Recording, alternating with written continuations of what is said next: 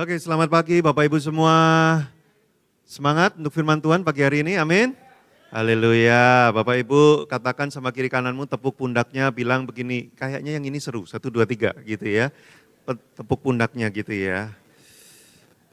Kalau in case masih ada yang lupa atau belum kenal dengan saya, sekali lagi nama saya Joshua Iwan Wahyudi, Bapak Ibu. Ya memang nama saya banyak ya, ada Joshua, ada Iwan, ada Wahyu, ada Yudi ya. Bahkan saya pernah beberapa kali orang yang kenalin saya, Joshua, Iwan, Yahudi gitu saudara ya.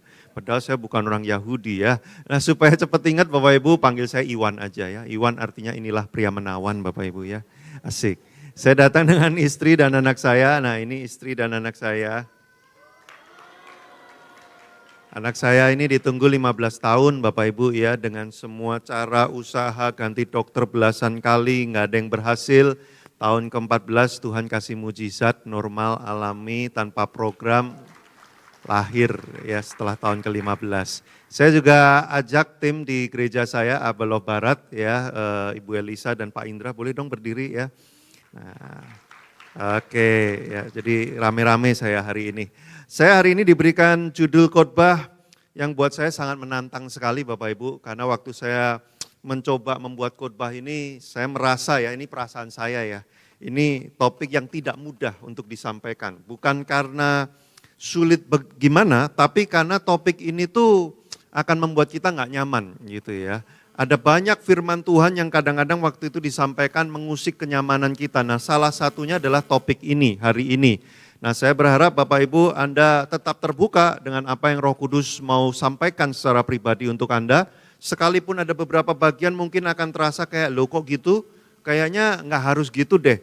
Nah, jangan buru-buru menutup hati Bapak Ibu ya, kita lihat dulu sampai akhir apa yang Roh Kudus mau nyatakan gitu ya. Boleh dimulai, boleh munculkan slide saya, judulnya hari ini adalah tetap segar dalam Kristus. Nah, saya diberikan ayat kuncinya ini Yohanes 15 ayat 6 Bapak Ibu ya, kita baca ya kan sebulan ini kita belajar dari Yohanes pasal 15 which is ini pasal yang bagus sekali sebenarnya ya untuk didalami ya. Nah Yohanes 15 ayat 6 bunyinya begini, barang siapa tidak tinggal di dalam aku, di dalam Kristus, ia dibuang keluar seperti ranting dan menjadi kering. Kemudian dikumpulkan orang dan dicampakkan ke dalam api lalu dibakar. Tuh ayatnya aja udah serem ya. Dibuang, dicampakkan, diambil untuk dibakar. Ih ngeri banget ya kayaknya. Nah apa yang mau disampaikan dari Yohanes 15 ayat 6? Bapak Ibu saya percaya satu ayat itu tidak lepas dari satu paragraf dari keseluruhan bagian yang dituliskan gitu ya. Jadi kalau kita lagi ngomongin ayat ke-6, kita mesti tahu dulu ayat-ayat di atasnya ngomongin apa. Nah saya rangkum, mungkin di minggu-minggu yang sebelumnya kita sudah sempat dengar ya, tapi saya rangkum, boleh dimunculkan. Nah Bapak Ibu kalau Anda lihat Yohanes pasal 15, next slide ya. Ayat 1 itu kita nggak usah baca ayatnya, tapi kurang lebih ayat 1 itu menjelaskan tentang apa? Yesus memulai perumpamaannya, jadi ini tentang perumpamaan gitu ya, dia memulai perumpamaannya dengan mengatakan apa? Yesus itu seperti batang pokok anggurnya, nah Bapa itu adalah pemilik semuanya gitu ya. Yesus itu kayak inti batang dari pohonnya, itu ayat 1. Lalu ayat 2 dan 3 Yesus mulai menjelaskan, kalau ada ranting atau cabang dari batang ini gitu kan inti batangnya lalu ada ranting-rantingnya. Kalau ada ranting-ranting yang tidak berbuah, nggak mengeluarkan buah, akan dibuang. Sedangkan ranting yang mengeluarkan buah akan di pruning namanya, ya, akan dibersihkan dengan firman. Supaya apa? Supaya dia makin berbuah. Nah ayat 2 sampai 3 ini adalah penjelasan apa? Firman itu membersihkan kita supaya kita itu makin berbuah.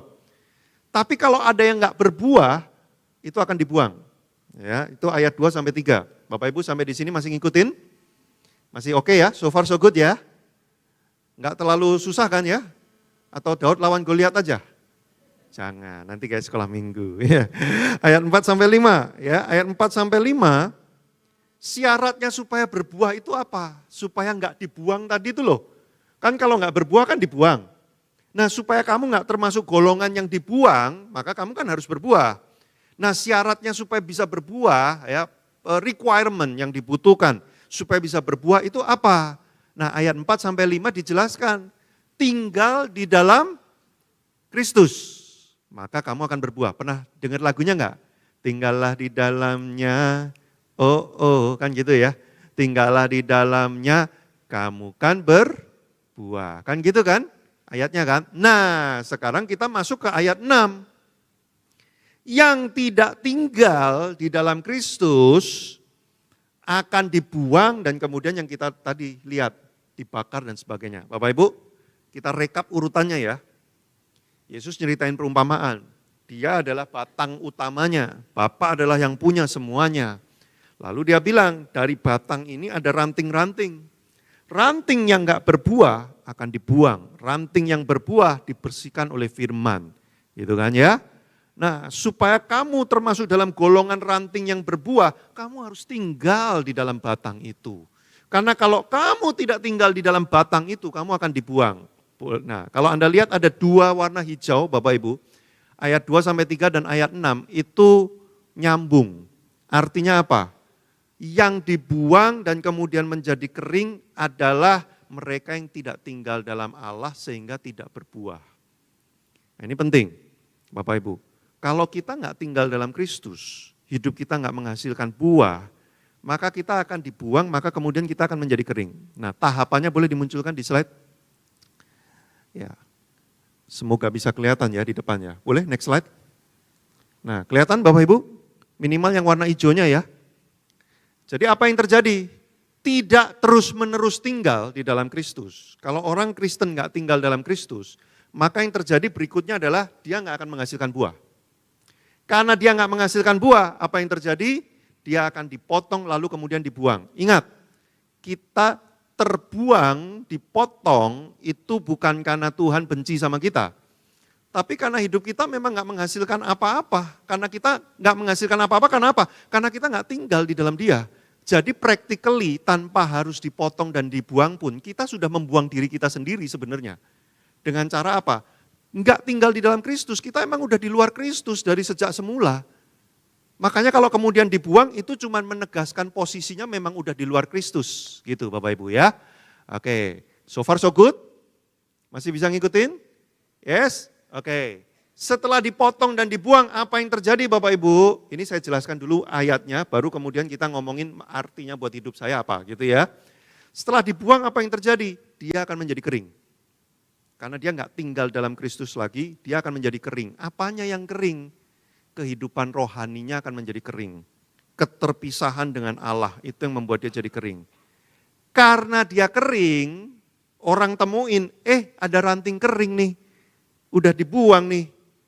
Maka dia ambil lalu kemudian dibakar. Apa maksud dibakar di sini Bapak Ibu? Maksudnya adalah dipakai untuk alat yang tidak mulia. Nah saya akan jelaskan, maksudnya begini.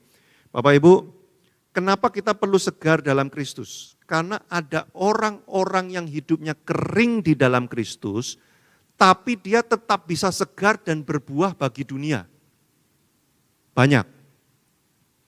Dan orang Kristen seringkali mengira begini, kalau kehidupan duniaku itu makin jaya, duitku makin banyak, bisnisku makin hebat, exposure marketplace dan exposure hidup duniaku tuh makin meningkat, pastilah aku tinggal dalam Kristus itu. Pastilah buah-buah dari Kristus itu kehidupan duniaku tuh makin hebat. Jangan salah Bapak Ibu. Ada orang-orang yang kehidupan rohaninya makin jauh dari Allah dan makin kering. Sementara hidup untuk dunianya tetap segar dan berlimpah-limpah ruah. Ada. Kalau itu kondisinya, maka yang terjadi, Anda sedang dibakar oleh dunia ini. Anda sudah kering di dalam Allah, dunia lihat, dia udah jauh dari Allah. Kita bakar dia, kita bakar dengan apa? Ambisi dunia, kejar dunia terus, ayo kejar lagi dunia terus, ya kamu bisa lebih lagi, kamu bisa lebih lagi. Kita pikir kita sedang berbuah, padahal kita sedang kering hidup kita. Tapi kita tampak segar bagi dunia, kita kejar dunia terus sambil kita terus meninggalkan Allah. Ini yang ngeri sebenarnya, Bapak Ibu. Yang ngeri dari kekristenan adalah kita mengira kita masih tinggal di dalam Kristus, padahal kita sudah hidup bagi dunia. Itu ngeri banget. Dan ada banyak orang Kristen yang berpikir seperti itu. Makanya khotbah hari ini sebenarnya mengingatkan kita gini, kita tuh jangan-jangan udah gak tinggal dalam Kristus lagi loh. Tapi kita rasa, kita pikir kita masih hidup diberkati nih, kita masih berbuah-buah. Makanya kalau Anda baca Yohanes 15, buah-buah yang banyak itu bukan bicara kehidupan duniawi kita loh Bapak Ibu. Itu yang disebut berbuah tuh berbuah bagi kemuliaan Allah loh.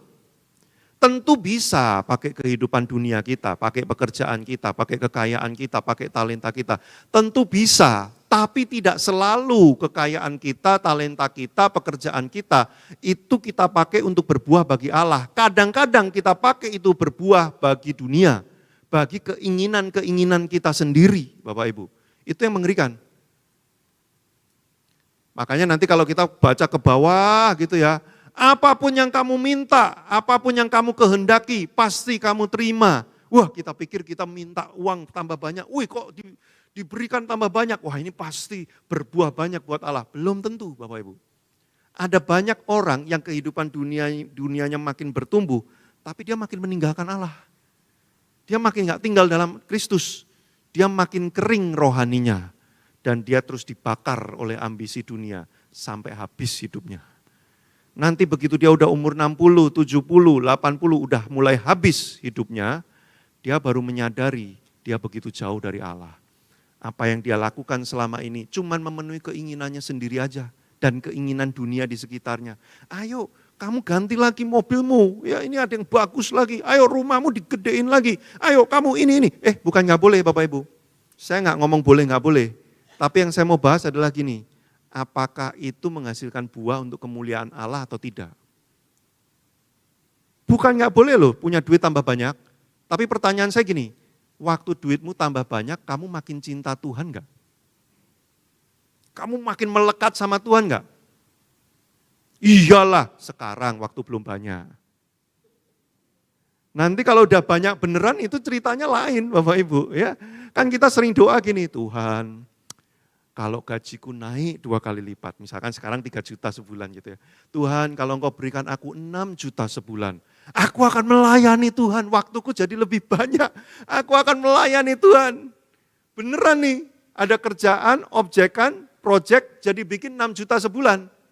Belum tentu kita jadi ngerasa waktu lebih banyak untuk melayani Tuhan. Kita jadi berasa gini, kok jadi makin sibuk ya. Tapi nanggung nih kalau nggak diterusin, mumpung lagi berkembang. Padahal udah 6 juta sebulan kan. Mumpung, udahlah dikit lagi Tuhan, nanti kalau udah 10 juta sebulan, nah aku beneran, swear. Ya.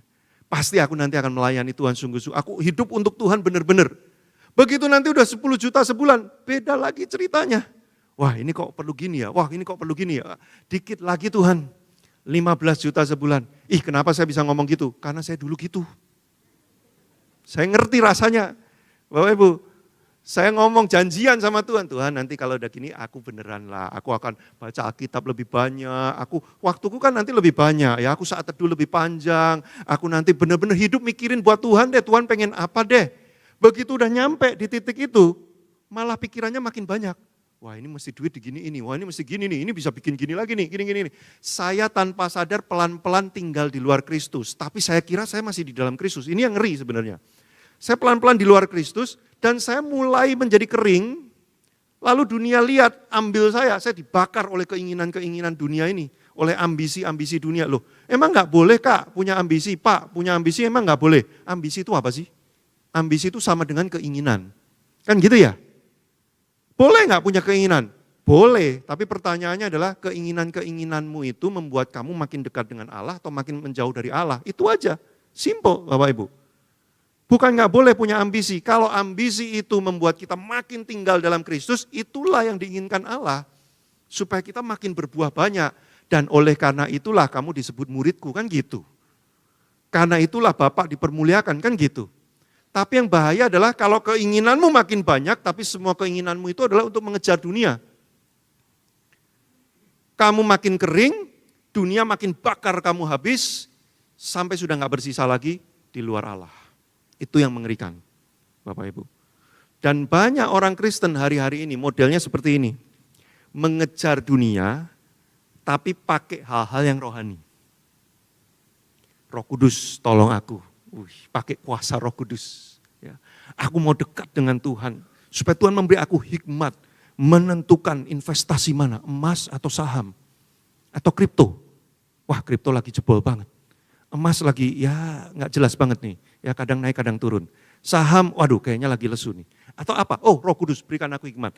Bukan nggak boleh, tapi keinginan hatimu tuh apa sih?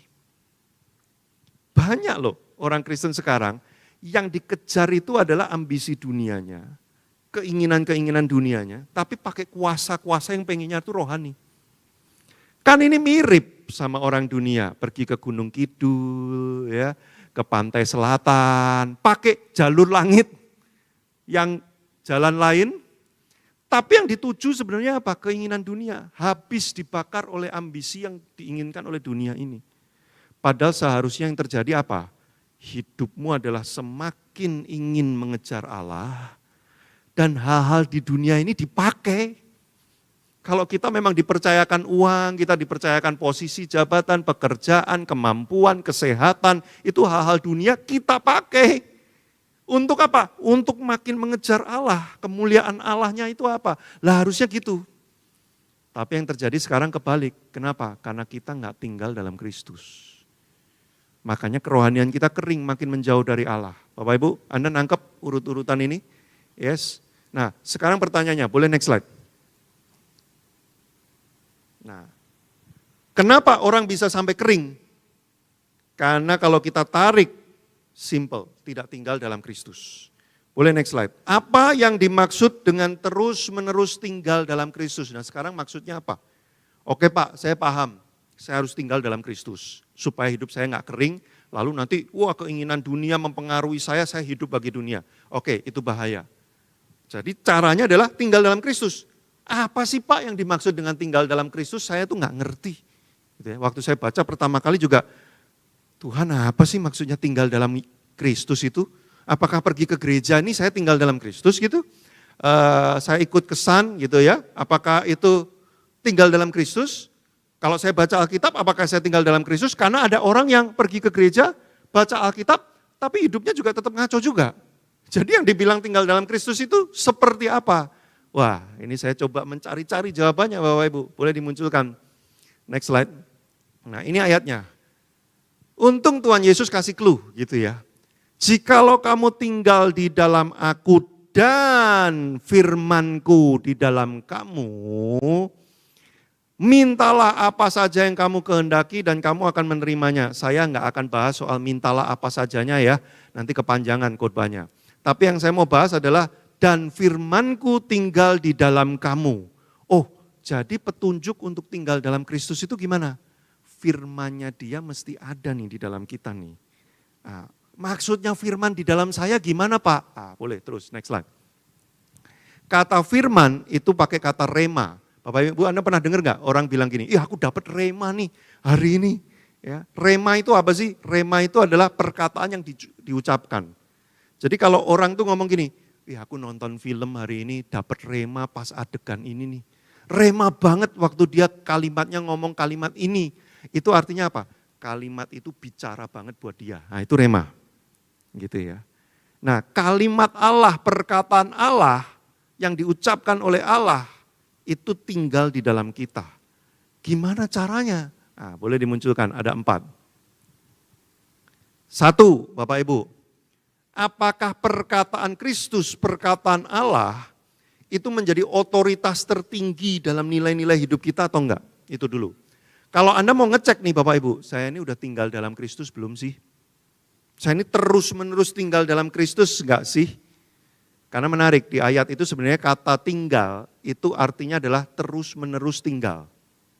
Jadi bukan kadang ada, kadang enggak ada, bukan. Tapi terus-menerus tinggal. Gimana? Saya ngecek bahwa saya ini terus-menerus tinggal di dalam Kristus apa enggak? Nomor 1, perkataan Kristus itu jadi otoritas yang tertinggi enggak untuk nilai-nilai hidupmu?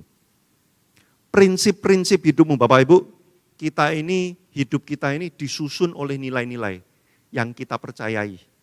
Ya, ada keyakinan tentang uang, keyakinan tentang pernikahan, keyakinan tentang mati itu apa, keyakinan tentang bakmi paling enak di muka bumi ini merek yang mana, ya. Muas itu semua keyakinan, itu semua nilai-nilai gitu ya.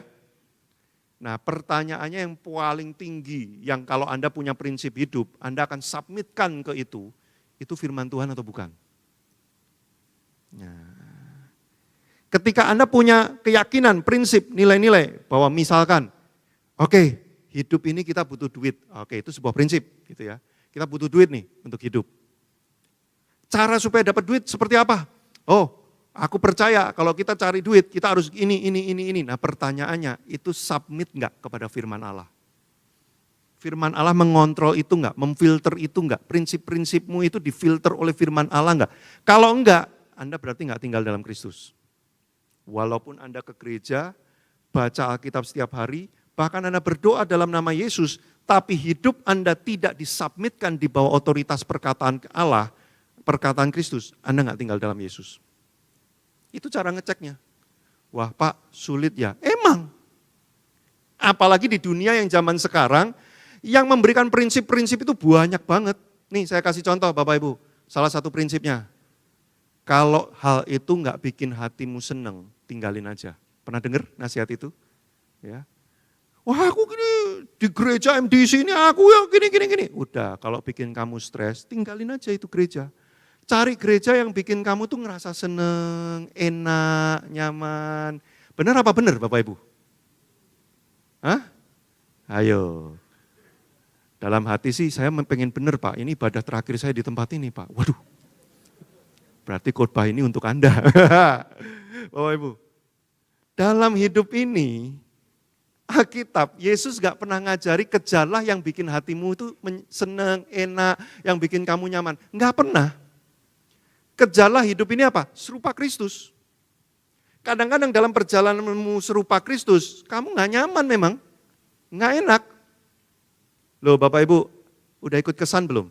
Di sini kesan ya Tom namanya ya. Udah ikut kesan belum? Ya. Kalau Anda sudah ikut kesan, Anda pasti paham maksud saya. Di kesan banyak orang aneh, betul? Ya. Enggak ya, soalnya yang aneh saya ya. Yang lain mah ya. Nah. Bapak Ibu, kenapa saya bisa ngomong begitu? Anda kan sering mikir gini ya, wah ini di MDC ini orangnya aneh semua. Makanya kalau saya kekesan di MDC ini, amsyong saya. Ya, saya mau cari gereja lain aja yang enggak begitu aneh. Saya bukan orang MDC. Tapi kok saya bisa tahu bahwa kesan isinya orang aneh semua? Karena di gereja saya juga gitu. Kalau di gereja saya namanya Komsel, sama banyak orang anehnya. Nanti Anda pindah lagi ke gereja lain, ya merek Acoy gitu misalkan ya, kayak merek bakmi ya. Sama, Anda join komunitas kecilnya ya, Komselnya, nanti ketemu banyak orang aneh lagi Bapak Ibu. Enggak nyaman kadang-kadang ya, apalagi buat orang introvert yang enggak suka basa-basi. Hari-hari ini Bapak Ibu ya, banyak orang di media sosial tuh nulis tuh gini. Saya enggak tahu apakah Anda termasuk yang nulis itu. Kalau itu saya enggak kenal Anda loh ya. Saya enggak nyindir loh, saya enggak menyinggung loh, saya nabrak aja langsung. Gitu. Enggak, bercanda. Bapak Ibu banyak yang nulis gini, bisa enggak sih gua ke gereja, enggak usah ditanya-tanyain. Ya. Leave me alone. Biarkan saja aku datang ke gereja, ketemu Tuhan, lalu pulang. Jangan diajak-ajak ikut Komsel. Banyak yang nulis kayak gitu. Lalu kemudian dia bilang apa penjelasannya? Enggak semua orang itu suka bersosialisasi. Asik. Ada orang-orang introvert yang cukup hanya dengan dia dan Allah saja. Kelihatannya make sense ya, tapi enggak alkitabiah. Firman Tuhan enggak gitu. Ini bukan soal lu suka enggak suka. Ini bukan soal lu nyaman enggak nyaman. Ini soal firman Tuhannya ngomong apa. Kalau kebenaran dari Kristus, otoritasnya adalah bilang kamu harus tinggal dalam tubuhku. Kamu gak bisa sendirian, kamu harus tinggal dalam tubuhku. Suka gak suka, saya submit pada otoritas perkataan firman Kristus itu. Walaupun itu struggle buat saya harus terus melakukan dan mengusahakannya. Itu namanya tinggal terus menerus dalam firman Kristus. Bukan soal suka gak suka, enak gak enak. Kalau soal enak gak enak, makanya bergereja hari ini jadi ribet. Kenapa bergereja hari ini ribet? Karena yang dicari gereja mana yang enak. yang khotbahnya enak gitu loh ya. Ada lucu-lucunya ya. Terus ada peragaan-peragaan meja pingpong dibawa ke mimbar, nanti kasur, Vespa, semua aja bawa ke mimbar. Wah, nah ini khotbah yang kayak gini nih dapat aku dapat.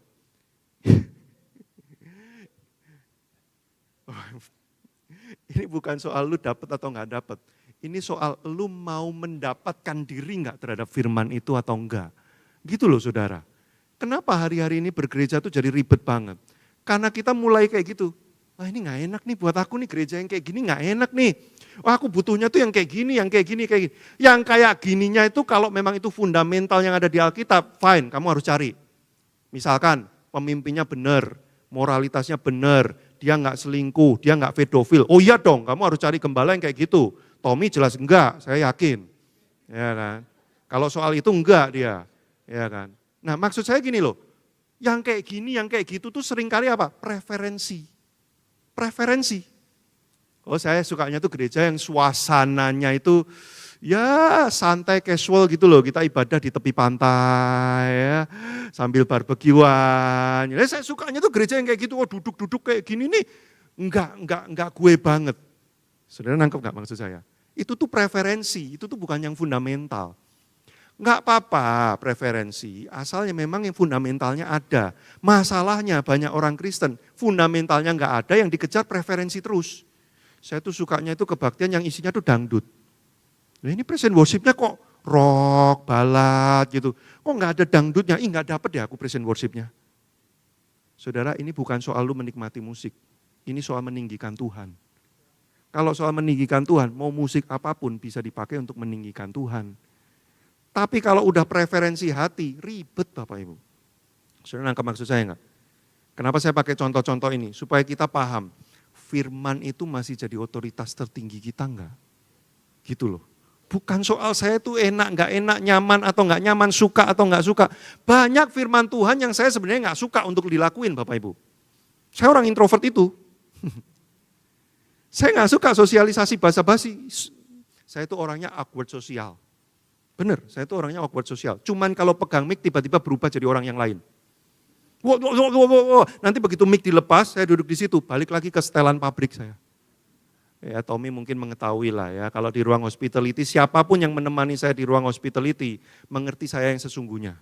Cukup sulit untuk membuat conversation dengan saya sebenarnya. Gitu ya, karena saya orangnya awkward sosial. Tapi saya ngerti firman Allah membawa saya untuk engage dengan orang, memberitakan kebaikan Tuhan, bagaimana saya bisa support each other dalam komunitas. Maka sekalipun saya awkward sosial, saya akan berusaha demi firman Allah. Nah, itu namanya tinggal terus-menerus dalam firman. Karena firman jadi otoritas saya. Suka nggak suka, saya orangnya nggak gitu. Ya nggak apa-apa nggak gitu, tapi saya mau lakuin firman. Saya tuh bukan orang yang bisa mengampuni, saya itu pendendam. Justru itu makanya firman Allah datang sama hidupmu. Oh tapi kalau saya suruh ngampuni nggak bisa Pak, mohon maaf Pak, saya orangnya nggak gitu. Ngerti maksud saya? Berarti kamunya itu lebih tinggi dari firman. Saya orangnya nggak gitu soalnya. Firman yang ini nggak bisa, saya orangnya nggak gitu. Saudara nangkep maksud saya? Enggak dong, firman lebih tinggi. Walaupun gua orangnya nggak gitu, tapi kalau Kristus bilang gitu, aku akan jadi gitu. Gitu loh. Loh kan Paulus ngomong gitu kan? Ya. Demi firman Allah aku bisa jadi seperti siapa saja. Dalam artian bukan dia bunglon, bukan. Dia ingin menjadi apa yang firman Tuhan sampaikan kepada dia. Walaupun dia nggak gitu orangnya, aku akan berusaha. Dan oleh kasih karunia Allah kamu akan bisa. Saya kalau ketemu saya yang 10, 15, 20 tahun yang lalu, saya lebih awkward lagi. Orang bisa ngomong, nah, saya cuma jawab, ya.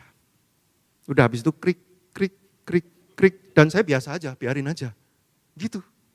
Tapi sekarang lumayan lah, saya kalau krik 3 detik kayak, saya mesti make conversation nih, ngobrol apa ya, saya udah mulai gitu. Kasih karunia menolong saya. Sudah nangkep maksud saya? Pertanyaannya firman masih jadi otoritas enggak? Dalam segala kehidupan. Saya ngerti ini enggak gampang. Enggak dalam semalam tiba-tiba kita itu kayak Wah firman, firman, firman, firman. Enggak, ada titik-titik yang Anda pasti bergumul banget kok. Saya juga. Soal duit, kadang-kadang kita masih kayak, aduh Tuhan gimana ini, aduh aku belum bisa. Tapi kita bergumul, kita mau, kita pengen, kita menuju ke sana. Itu namanya terus-menerus tinggal. Enggak harus Anda dalam sehari tiba-tiba udah kayak rasul-rasul gitu ya, siap martir semua, ya, siap hidup miskin semua, dianiaya, puji Tuhan gitu ya. Saya ngerti enggak semudah itu ya. Tapi minimal kita tuh day after day, terus-menerus ingin ke sana. Ingin ke sana tuh bukan ingin martir, bukan. Maksud saya tuh ingin mengejar Allah. Aku makin serupa Kristus, bisa enggak ya hari ini ya Tuhan, aku pengen. Sedikit demi sedikit kita terus menerus tinggal. Anda enggak mungkin kering kalau kayak gitu. Enggak mungkin kering. Pasti keluar buah dari hidup Anda. Entah di pernikahan, entah di pelayanan, entah di pekerjaan, pasti buahnya mulai muncul. Dan Anda enggak akan dibuang. Dunia enggak akan bisa bakar Anda. Karena tiap kali dunia mau bakar pakai ambisi, Anda akan bilang gini, the Christ before me, the world behind me, sorry aja gitu. Maaf ya, saya kejarnya Kristus nih. Ya maaf ya, dunia di belakang saya. Gitu loh saudara, profetis ya WL-nya ya. Pilih lagu pas banget loh saudara ya. Nah, terus berikutnya, yang sebelah kanan. Apakah belum. Ini. Apakah kita terus-menerus ingin mengenal firman Allah? Ya kan? Bagaimana firman bisa jadi otoritas kalau Anda bahkan nggak ngerti yang difirmankan oleh Kristus itu apa? Apakah Anda terus-menerus haus dengan firman? Makanya Bapak Ibu, bagi saya, ini saya pribadi nih, saya nggak tahu kalau di sini gimana. Bagi saya pribadi, orang yang nggak haus ketika dia berjumpa dengan firman Allah, there is something wrong dengan kekristenan dia. Ada yang salah loh, menurut saya. Karena harusnya kalau kita mengejar Kristus, kita akan mengejar apa yang dia katakan. Bapak Ibu, ini istri saya mumpung nggak ada nih. Ya. Saya sering nih cerita kalau pas dia nggak ada. Elisa tolong jangan disampaikan ya. Gitu. Bapak Ibu, saya itu dulu LDR sama istri saya waktu pacaran. Jakarta, Surabaya, belum ada internet, belum ada WhatsApp gitu-gitu. Dulu kalau pacaran saya pakai wartel, warung telepon. Pacaran ada argonya. Baru, halo sayang, jebret 5.000. Waduh, harus cepet nih, gak boleh basa-basi nih. Ya, I love you, oke, thank you, see you again. Gitu ya, jebret, gak enak banget pacarannya. Ya, under pressure. Ya. Nah maka karena mahal sekali pacaran pada waktu itu, yang saya lakukan apa? Kami kirim-kiriman surat cinta. Banyak yang gak ngalamin ini yang muda-muda ya. Apa itu surat cinta? Email belum ada waktu itu, saya beneran nulis. Ya, surat cinta dan itu bisa 12 halaman gitu ya. Seminggu itu kami 2 kali kirim. Jadi itu udah kayak wah di dunia udara itu sibuk banget tuh kirim-kiriman. Wah, Bapak Ibu tahu nggak apa yang terjadi? Saya tuh kurang lebih tahu akan nyampe surat tuh around hari Rabu dan Sabtu, kurang lebih. Jadi sekitar hari Rabu dan Sabtu, saya tuh kayak orang gelisah nungguin di depan gerbang kos-kosan gitu ya. Mana nih Pak Posnya nih? Kok belum datang juga nih? Biasanya jam-jam segini nih surat dari kekasih saya udah datang nih. Sudah tahu? Begitu itu surat datang, ada surat buat Iwan Wahyudi gitu ya. Oh itu saya ambil. Saudara, saya kayak orang kelaparan, saya robek itu. Wah, saya pengen cepet baca. Kenapa? Karena orang ini penting buat saya, maka perkataannya juga penting. Saya mengejar-ngejar dia, maka apa yang dia omongin, saya kejar-kejar juga. Saudara. Nah apakah kita masih mengejar, mengenal firman Kristus sejauh itu enggak? Itu ciri-ciri orang tinggal terus-menerus dalam firman Allah. 1, dia kejar terus. 2, dia jadikan otoritas. 3, yang kiri bawah. Adakah kita mau taat dan menaruh diri di bawah firman Allah? Nah, 4, apakah kita terus menggumulkan, nah ini yang penting nih. Apakah kita terus menggumulkan untuk menjadi pelaku firman Allah? Pemain keyboard dimanapun Anda berada, tunjukkan pesonamu. Asik. Ya boleh block chord aja ngek gitu ya. Saya kasih perumpamaan ya, contoh demo ya. Bikis boleh bantu saya Bikis, yes. Saya butuh 2 orang lagi yang 1 orang yang garang gitu, tampangnya garang gitu. Sangar garang, coba dilihat kiri kanannya ada yang boleh diajukan yang kayaknya ganas garang gitu. Ya. Siapa? Tommy Simanjuntak? Enggak lah, ya dia mah orang baik ya. Nah, gitu ya. Pak, boleh Pak? Ya Pak yang baju biru paling ujung, yes, boleh Pak. Bukan garang, kalau ini saya lihat perawakannya cukup meyakinkan banget gitu ya. Oke, mantap. Nah, saya butuh satu lagi. Nah, kalau ini Pak Tommy Simanjuntak boleh. Yes, silakan Bro Tommy bantu saya. Oke, di depan ya, boleh di depan sini ya. Nah, ke sini. Nah, Pak Tommy di sebelah sana. Nah, Pak Tommy ini adalah Allah, ya, Tuhan gitu ya. Cocok ya? Auranya ya, bentuk rambutnya udah sama gitu kan. Memang kalau pengkhotbah lama-lama kayak gini nasibnya ya. Mikirin firman terus ya, rontok, penuaan dini ya kan. Nah, Biges ini kita, manusia kita gitu ya. Gitu kan. Nah, Pak boleh lah ya, ini cuma contoh aja ya. Menjadi dunia atau iblis gitu ya. Cuman contoh aja ya, cuman contoh ya. Cuman contoh aja. Bapak Ibu, yang disebut dengan tinggal terus-menerus dalam firman itu gini. Kalau kita itu eager, haus, memutuskan dengan sadar memang meniatkan diri untuk mau menuju ke Allah terus karena firman yang mendorong. Firman Tuhannya bilang apa? Mendorong kan? Firman selalu mendorong kepada Allah, betul? Firman tidak pernah mendorong pada dunia. Saya berhenti bentar di sini. Firman tidak pernah mendorong pada dunia. Jadi kalau firman Allah diberitakan, lalu saudara makin cinta dunia, itu pasti bukan firman yang diberitakan. Firman tiap kali diberitakan membuat saudara makin pengen mencintai Allah lebih dari dunia ini. Itu penting. Nah, firman mendorong tentunya kepada Allah, gitu kan. Tapi setiap kali didorong, iblis kan nggak mau dong kita makin serupa dengan Tuhan, kan gitu kan.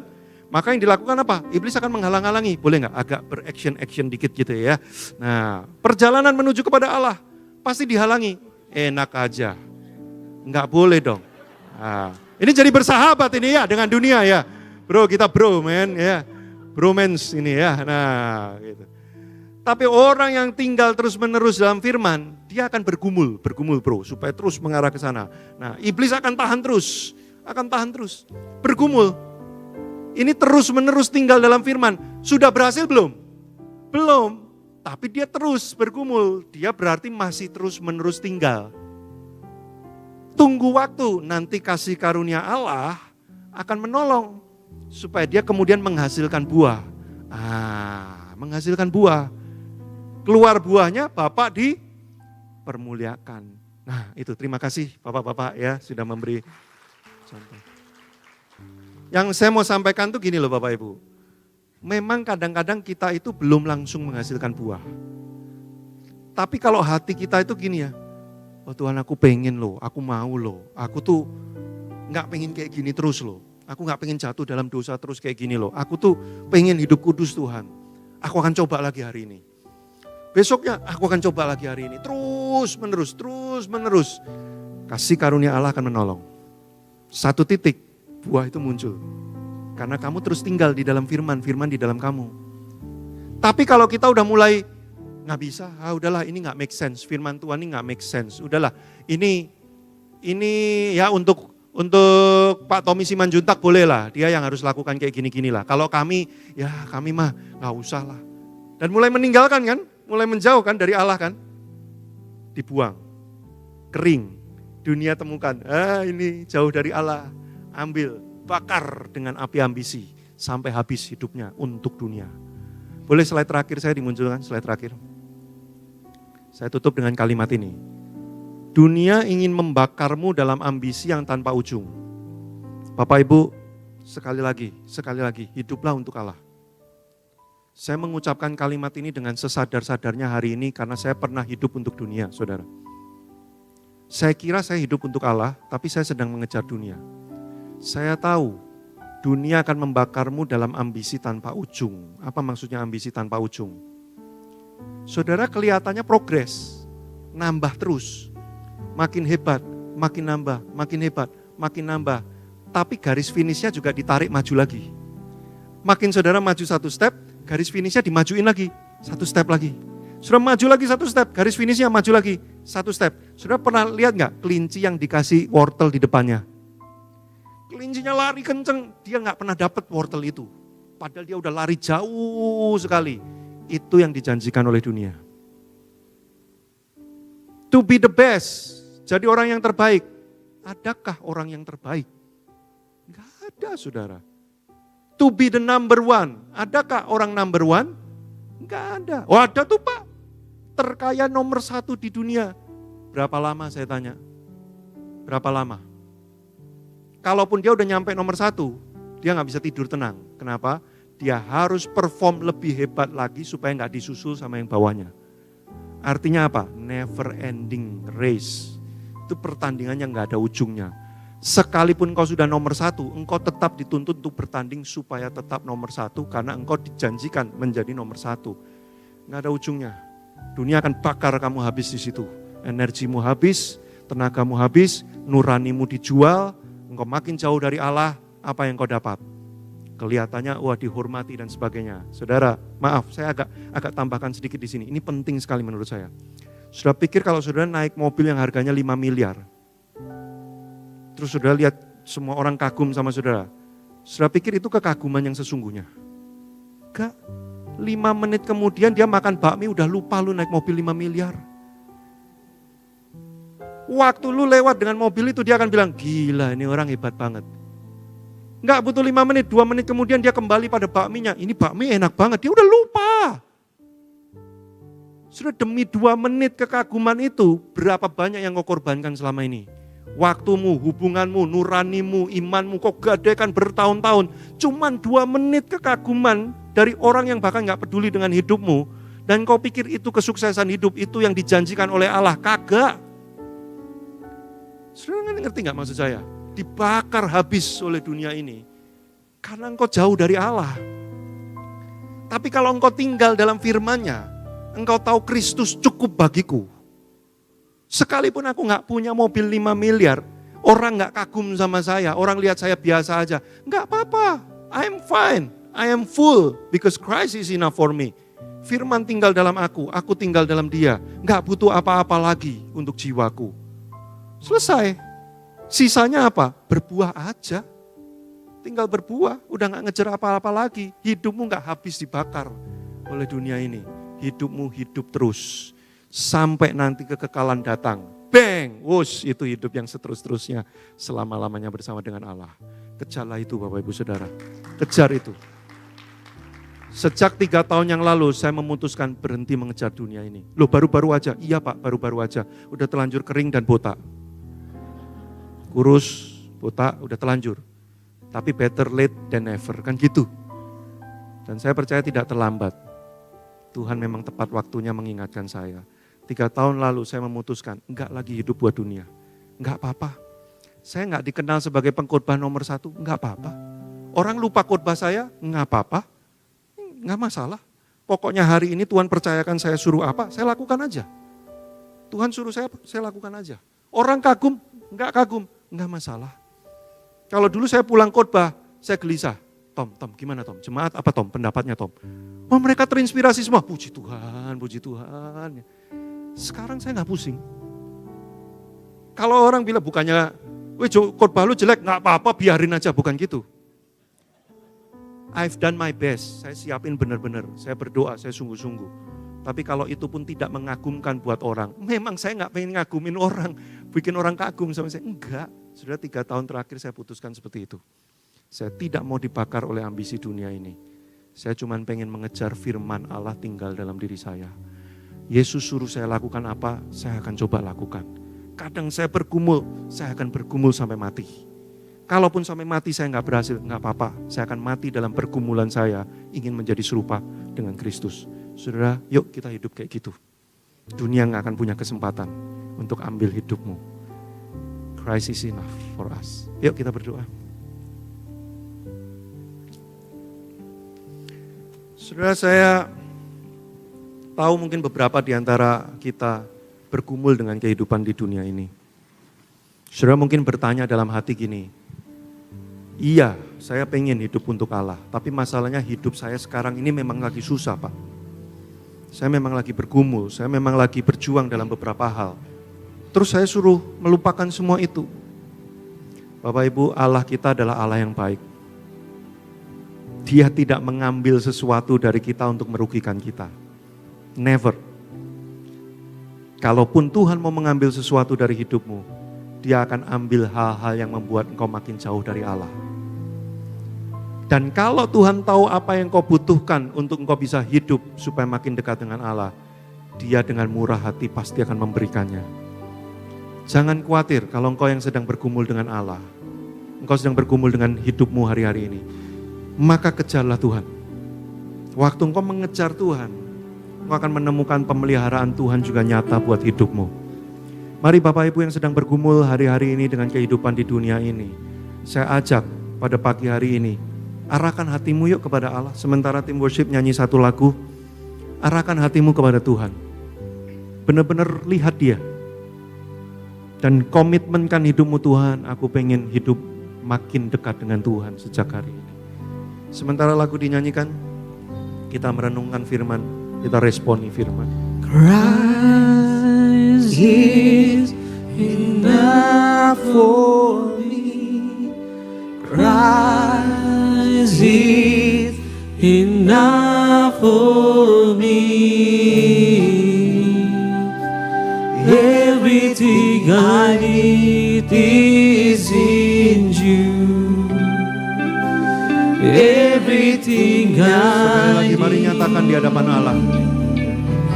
Christ is enough for me. Christ is enough for me. Everything I need is in Dengan iman Bapak Ibu, sekali lagi dengan iman. Everything I need, Christ is enough for me. Christ is enough for me. Everything I need is in you. Everything I need, I have decided to follow Jesus.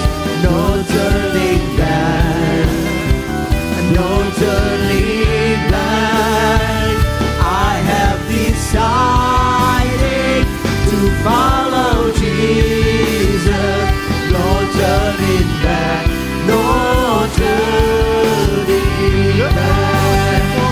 The cross before me, to go behind me. No turning back, no turning back.